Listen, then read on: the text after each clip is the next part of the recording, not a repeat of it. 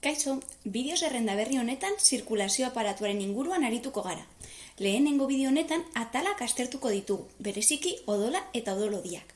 Hurrengoan bihotzaren atalak eta azkenengoan bihotz zikloa eta zirkulazio aparatuaren ezaugarrien inguruan hitz egingo dugu. Beraz, hasiko gara, zirkulazio aparatua.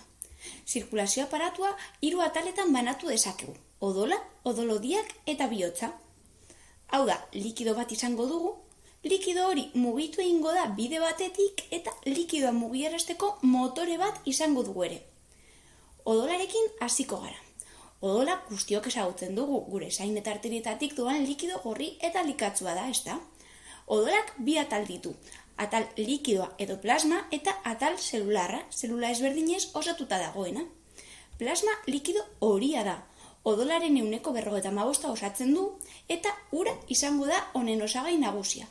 Baina disolbaturiko gauzak ere izango ditu, adibidez mantenugai ezberdinak, gluzidoak, proteinak eta abar. Atal zelularrean 3 motatako zelula aurkituko ditugu. Globulo gorriak edo eritrozitoak, airea galdu duen baloi baten forma daukate, barruan hemoglobina dute, oxigenoa garraiatzeko, eta honek kolore gorria ematen die. Odoleko zelularik ugarienak direnez, kolore gorria ematen diote odolari, eta horregatik ez dugu ikusten plasmaren kolore horia. Globulo zuriak edo leukositoak. Zelula hauek ez dira ugariak, baina handiagoak dira.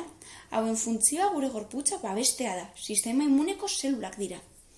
Plaketa edo trombositoak. Hauek zelula zatiak dira, eta ez zelula osoak. Hauen funtzio ezagunena odol jarioa gelditzea da, hau da koagulazioa. Beraz, globulo gorriak odol garraiorako, globulo zuriak babeserako eta plaketak zauriak ixteko, eta hauez gain gure gorputzeko temperatura erregulatzen du odolak. Hurrengo atala odolodiak dira. Hauek ere ezagutzen ditugu, gutxi gora bera behintzat. Azalean zehar ikusi ditugulako edo guztiok entzun dugulako pelikuletan zain jugularra moztuko diotela baten bati, ezta? Odolodien funtzioa odola gure gorputzeko zelula guztietara heltzea da. Errepideak izango dira.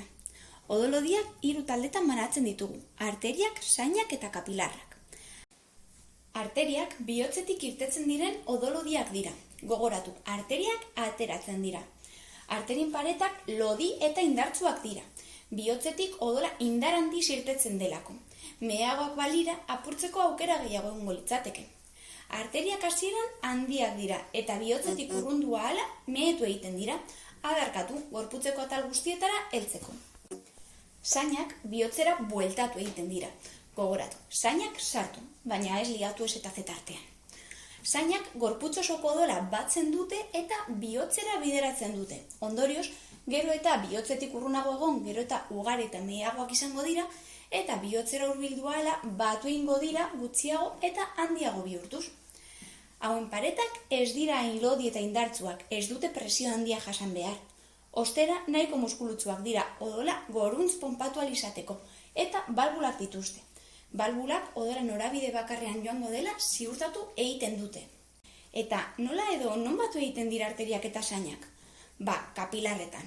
Kapilarrak arteriak eta zainak batzeaz gain zelulekin elkartruke egingo dute ere. Horregatik izango dira mikroskopikoak eta pareta oso mehea izango dute, gaiak trukatu ahal izateko. Beraz, arteriak irtetzen dira bihotzetik eta adarkatzen doaz gorputzeko atal guztietara heltzeko, mikroskopikoak direnean kapilar deitzen diegu eta hauen bidez egiten da gaien elkartrukea odol eta zelulen artean. Hori egin ostean berriz ere batu egingo dira eta bihotzera itzuliko dira zainen bidez. Hurrengo bideoan bihotzaren atalak ikusiko ditugu. Gustatu bazaizu bideoa, suskribatu eta like eman.